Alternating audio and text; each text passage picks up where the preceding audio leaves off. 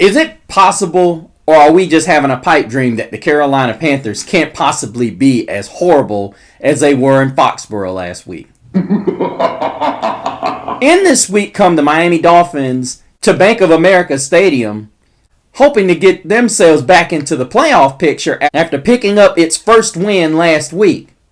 But the question remains, which team is going to show up for the boys in black and blue? Want to find out who showed up and who didn't?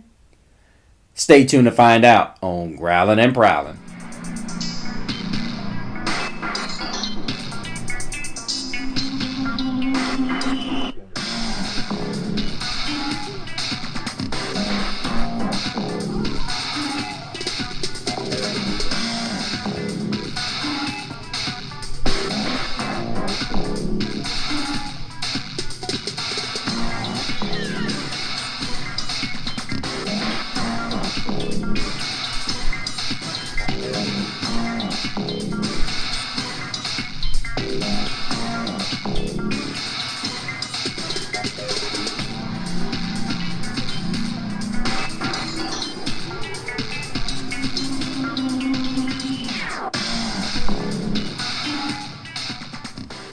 Welcome back, Growlers. Thank you all so much for joining us here on this edition of Growlin' and Prowlin'. Of course, I am the one and only Mr. CeeLo. And guys, I just want to thank you so much for continuing to watch my content and view my shorts. Make sure if you guys have opinions, listen, I don't mind you putting out opinions. Just be nice. This is some of you that I'm not going to talk about online because you're being mean and you're being nasty. Look, I get it.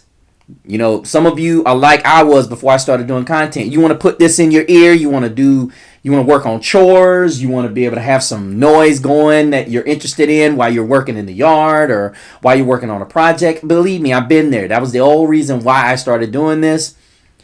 And ultimately, I wanted to get into a roundtable. I have an idea for that, guys. And hopefully when this channel gets to be big enough that I can fund it, we're going to do it. We're going to use fans just like yourselves. We're going to get to a point where we travel around North Carolina, South Carolina, Georgia, and wherever you are as a fan.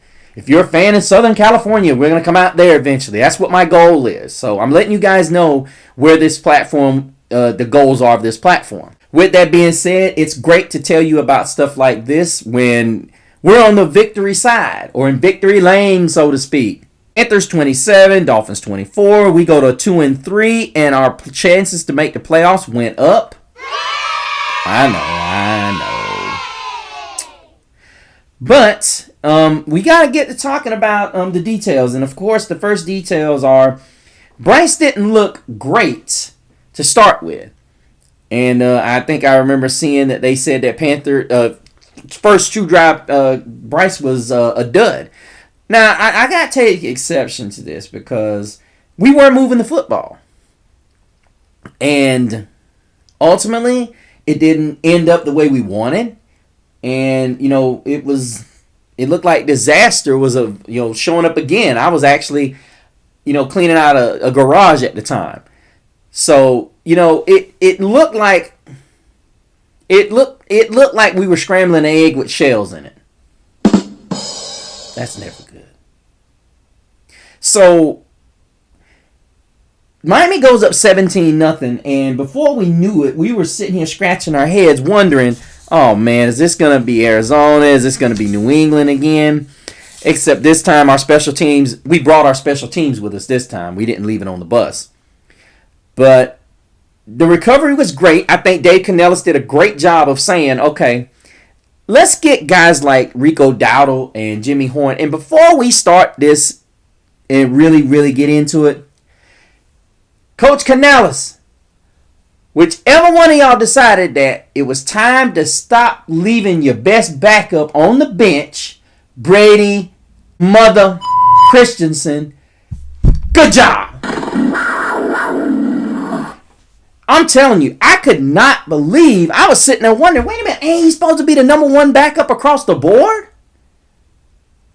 I kept sitting there saying, there would have been times I had to edit out the show, you guys. I would say Brady Christian was going to be a starter, and then I go, look, the backup, and it's like, he's not starting this week. And I'm like, what did he do? Who did he piss off? And I mean, I kept sitting there going around and around and around in my head because I kept saying, he's not coming back. Guys, I don't think y'all understand the dynamic here. If nobody, and I think somebody said it wasn't because he didn't get any offers, it was because he loved Charlotte. And I'm sitting here thinking, Canellis, what the hell are you doing?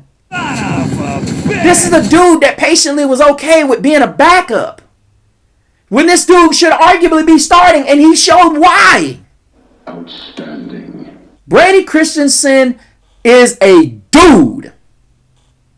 We got to remember, we got this bro when, I think it was the last season, if I recall correctly, we drafted him the last draft that Matt Rule brought in. And see, we got to be really, really careful. See, a lot of people sitting and they just keep dissing this guy. This guy brought us a lot of good players that we just did not utilize correctly. And let's keep it real. Had we not lost our two previous backups, who's to say Brady Christensen's even playing? Look, there's a lot of misuse of talent that this team has had. Brian Burns, you misused. Christian McCaffrey, you misused. And I don't even want to get started on Jeremy Chin and Frankie Louvu. Matt Rule made some really good swings on talent. You can disagree with me if you want to, but he made some really good swings. Now, I know people are going to say Brian Burns and Christian McCaffrey weren't his players, but I'm going to tell you another guy that I didn't understand why they kept around here with DJ Johnson. Amari Barno. Barno had 3 sacks and limited play time. And I do not understand why. And he was a great special teamer. So I think it was the week. I think they released him back in July. But my thing is, I'm sitting here thinking, okay, you need a guy that can play special teams and can possibly be a good backup. Barno was dealing with a knee injury all of last season, and people didn't, and I did not like the fact they got rid of him. I did not. And ultimately, I think if anybody had to be one of the odd men out, he shouldn't have been one of them. Barno is fast, and he does a great job on special teams. Not a good job, a great job. But like I said, I'm not going to go on a Matt Rule rant because there were a lot of things he did wrong. Now, one thing, like I said before, he was great with talent. He knew where to find talent. A lot of people don't realize he's Frankie Louvu. He took a shot on Hassan Reddick. We failed to get the deal done. We didn't close the deal on him. A lot of guys we can sit here and talk trash about. I know I kept hearing all of last week, and I didn't get to do a show on this, but I heard those guys on Panthers Playbook talking about the drafts that screwed us. All of the Matt Rule drafts. They were not all mess ups. There were a lot of mess ups because the organization didn't know what Matt Rule had in store. And they were basically on a rush tour. We got to get this. We got to get that. And this is the problem I have with so many people that are backseat GMs, or couch GMs. You sit and you look and you say, okay, we got to get a defensive edge player with the 5th round pick. Well, if you don't have a guy that can fit the bill of what you're trying to do, why waste the pick? If you're not sure this guy's going to fit what you're doing, why waste the pick? My thing is, if I don't see the player that I want, or I don't know enough about him, just trade the pick and get some compensation either for next season or whatever. Trading never hurt anybody. Just saying. But back to the game. Rico Dowdle was absolutely tremendous running behind Brady Christensen, Taylor Moton all day. I'm going to tell you something right now. Stop with replace Chuba with Rico. Chuba didn't get to run behind Brady Christensen. Okay? Let's not do that. That y'all fell where the Panther fans get on. We're not doing that here. We're not going to sit here and throw Chuba under the bus because Brady Christensen finally started the game. That was the most important thing because you look at 23 carries, 206 yards, an average of 9 yards a carry. And all he had was 1 touchdown. I'll tell you, it was lots of fun watching Rico break those tackles. And I think we found our new double trouble. Run. These guys going to be trouble. When Chuba gets back, this is going to be trouble. And I challenge Dave Canellis to do this. Now that you've found that Brady Christensen should be your permanent backup across the offensive line, Right now, he needs to be your permanent placement in Robert Hunt's position. Thank you. Thank you. This is a no-brainer. I know what you're saying. You're saying in a nutshell you wanted to save him just in case there was another injury across the line. Guess what? I get it. We're not in a position to have two Brady Christensens on the team. You can't have that. I get it. Teams get injuries all throughout the year. I get it. But unfortunately, you playing for your life. This team is playing for life. Because the reality of it is, these fans are tired of losing. They're lashing out at everything. We can't keep lashing out at our own self. We can't keep allowing ourselves to be lashed out at. Now, I will challenge you on one thing, Canellis. We got to send Jimmy Horn down the field. That's another guy that we have not talked about. The guy had a big fourth down catch that gave us a first down, a 17-yarder in which Bryce was high. And guys, for the most part, let's stop giving Bryce the business about how strong his arm is. This guy has to get the ball up high because he's short. And he does a phenomenal job of doing it. And guess what? These receivers understand that. They understand and they're going up. Jimmy Horn's not a tall receiver. And he just showed how explosive and how good he can be. Now, the only thing I challenge Bryce to be able to do is get the ball to his guys on time. And in stride. That's one thing he's still struggling with. A guy whose game is accuracy. He's going to have to get that. And I get it. He's in his third year. He's going to have to get that continuity with his guys. Tep 6 for 73. Need to get that. I agree with what a lot of y'all have said.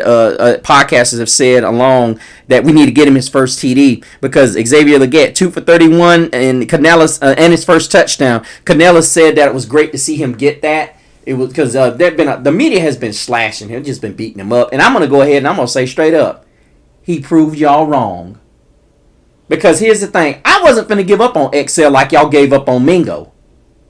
So that just goes to show you it wasn't just Excel. It wasn't just Mingo. It was Excel. All y'all wrote him off. Now, a lot of y'all going to say, well, what is he doing in Dallas? 9 times out of 10, when a guy gets wrote off in one area, they don't get another chance. Their attitude is, I just got him out there for a body. See, y'all ready to write Excel off. So, another one for the good guy.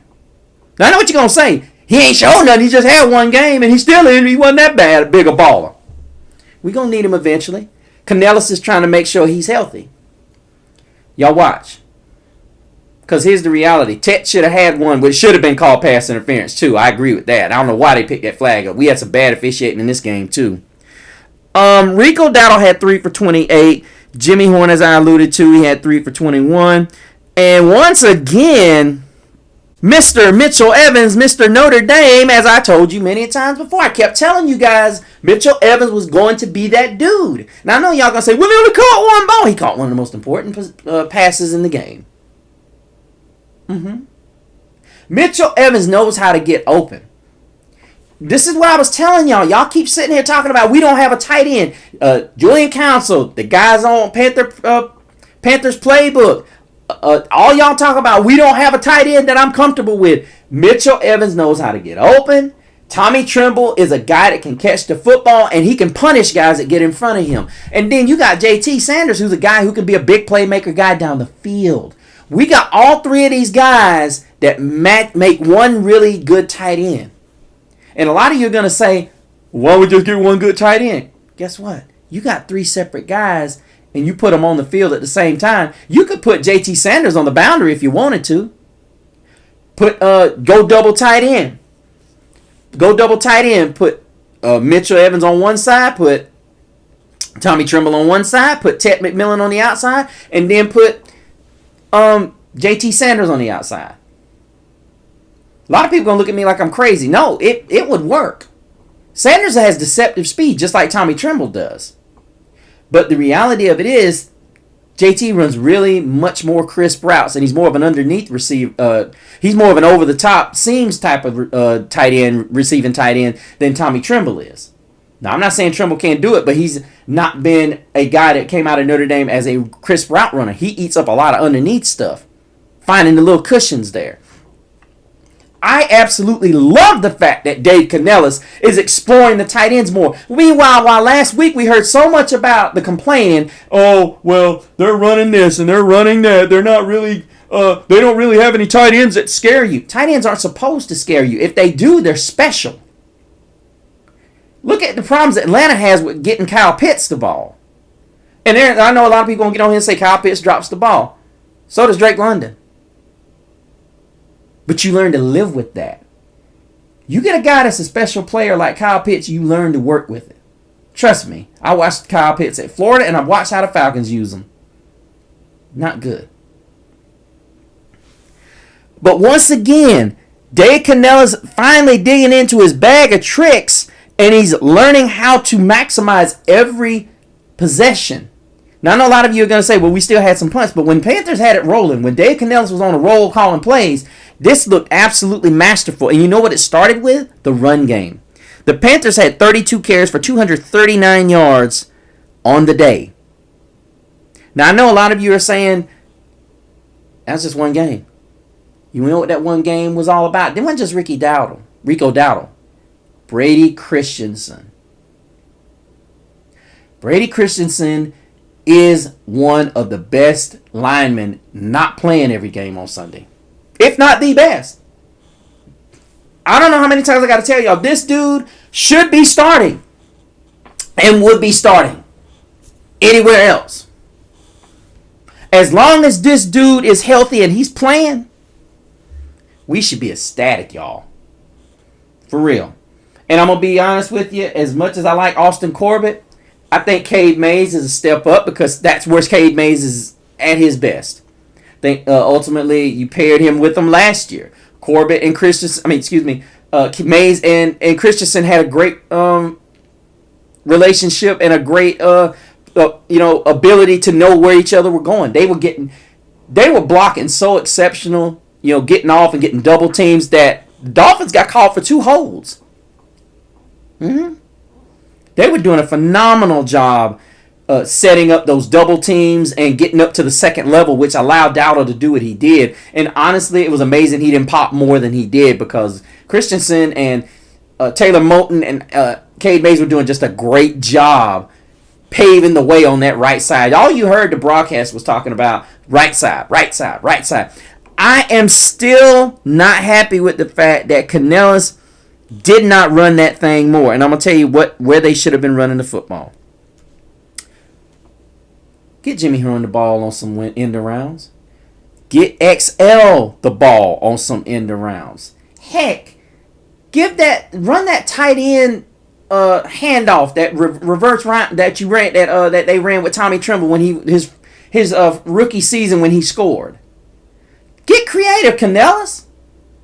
This line is too good to be put in Bryce's situation. Bryce should be able to throw the ball and have wide open receivers all day. That's how good this run game is. Let's get to the defense. I think Coach Avero found something. I think what he did was, and I'm going to be honest with you, they said with the speed that they had out there, they were going to go to 3 safeties. And I absolutely love the idea. But let's get to the overall stats. First downs, Panthers had 26. The Dolphins only had 15. Total plays, the Panthers ran 65. Dolphins 53. Total yards was just dominated by the Carolina Panthers. 418 yards to 248 for the Dolphins. Then you go back and you look at the ultimate question of possession. You had 2 turnovers. I want y'all listen to this. Panthers had 2 turnovers to the Dolphins 0. Still managed to win this game. And both those turnovers were early. Which basically put them in a 17-0 hole. But time of possession, Panthers 31-14 to 28-46 dominated the time of possession. The Dolphins, people are going to look back and say the Dolphins have a horrible run defense. It's not horrible. It's just that they care. Look, Panther Nation, I know I said I was going to get on the defense, but I just want to lay this one stat to you. You do realize that the Panthers they're spending over $100 million on that line. They didn't spend it on it just to protect Bryce. They spent it to run the football and run the air out of that thing. To me, we need to run the ball 30 times a game. And I'm not talking about with ETN, Horn, or even Bryce himself. I'm talking about Leggett needs to get one a game. I'm talking about Jimmy Horn. He got two. That's good. And I say a design Bryce Young run too, where he bootlegs. He don't need to scramble. He needs to bootleg. Because with the running game the way it was going, you giving it to the right side. Let me tell you something. Bryce could have been. You could have had Mitchell Evans, Tommy Tremble, or you could have had XL streaking across the back of his formation, or even Tet running a post route deep. That's going to hit. All right, Canellis. I'm giving you game. Now to the defense, y'all. I absolutely loved what our defense did. The rookies are just out there, and they are really ready to eat. I got to throw my hands up and just... I'm ecstatic to see what Lathan Ransom is doing. 5 tackles. Trevin Wallace showed up today. You could see he had more energy and more fire. Nick Scorton 4 tackles on the day and had a beautiful tackle for a loss. Trevon Morig is just... I don't know if Avero saw, but I loved it. I don't know if he's going to a more traditional 3. Well, you can't call it traditional because 3 safeties on the field is not traditional. But maybe bringing Morgan as more as a big nickel and just, letting him stay along the line of scrimmage and leaving Ransom and Nick Scott, which I'm still sick of seeing him out there. I'm not even going to lie to y'all. I mean, he had 1 tackle. I don't know if that's going to be the definition of what he's doing, but I still would rather see more Lathan Ransom. And yeah, I'm just really at my breaking point with him because he does not tackle. He ended up with 5 tackles on the day, but you just never know which one you're gonna get. Wanham came out there and he was a huge disruptor, a major disruptor. And I mean, when you sit and you look at how this team was getting all over the field, J.C. Horn surprisingly got burned in the end zone, and they targeted him. I'm not going to kid you. They targeted him, and a lot of people were yelling and screaming at why Mike Jackson was covering Jalen Waddle at times. Look, I get it. I understand. People are upset. They want a guy who's making $100 million. They want him covering him. But ultimately, it boils down to this. Tua gets rid of the ball quick. He does. I mean, we saw what happens when he holds on to it. I mean, you saw Patrick Jones get one, A'Shawn Robinson, and even the 2... You saw when he does not hold that ball, but when you see it, you get the big guys like A'Shawn Robinson, Derek Brown come in and get those sacks, those big guys, and of course Patrick Jones came back and had one. I'm gonna say it that I think Coach Evero is starting to get it. He's starting to realize that we got to go all out. We can't play around and stay back and expect to get pressure with 4 this way. That's what you want, but you're going to have to ask some guys to make some plays, and the only way they're going to do that is you have to give them an opportunity. You're going to have to. You're going to have to send exotic blitzes. You're going to have to show blitz and come out of it. We did that a couple of times yesterday. Show blitz and back up. If you can confuse that offensive line, that's what happens. Patrick Jones had a great in and around. Great up and under move. Derek Brooks just blew his guy off the ball. I mean, there was no blocking him. A'Shawn Robinson kept containment, pushed Tua back up. They pushed Tua back inside. There he was. So this defense looks like it's finally starting to come around. It's almost like Evero has basically finally lit a fire under his guys. They look good after giving up those 17 points because they only gave up 1 touchdown after that. They look phenomenal. And what I'm seeing, as I said, we're going to have to get Damani Richardson in more. That's just the bottom line. Because, like I said, Nick Scott is not it. I'm going to keep saying that. Nick Scott is not it. He gets a pass this week because, yeah, he had 5 tackles. And the reality of it is, Damani Richardson has played better ball in the past than Nick Scott has currently. It needs to be, if you're going to go with Trevon Moore, get closer to the line of scrimmage, that's fine. But I also look at it, I think Shaw Smith-Wade was injured. I have to get more notification on that. But I think that there was some reports that he was hurt, but he was a healthy scratch or whatever.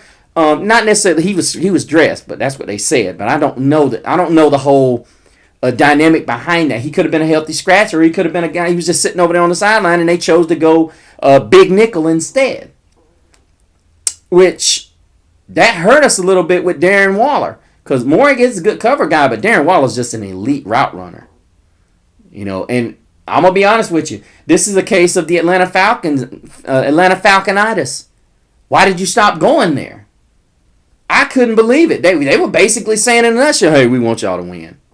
And I'm not taking anything away. I don't want you guys to sit there and say we didn't win. Look, how many games have the Carolina Panthers handed over teams because they stopped doing what works? Same thing with this whole Bryce situation, guys. Look, Canellis overthinks, just like a lot of coaches is. Mike McDaniel might have just wrote his own pink slip because Darren Waller, yes, he's just getting back in the groove, but that was your guy, and we had no answer. When Jalen Waller was at his best, you were mixing him in with Darren Waller.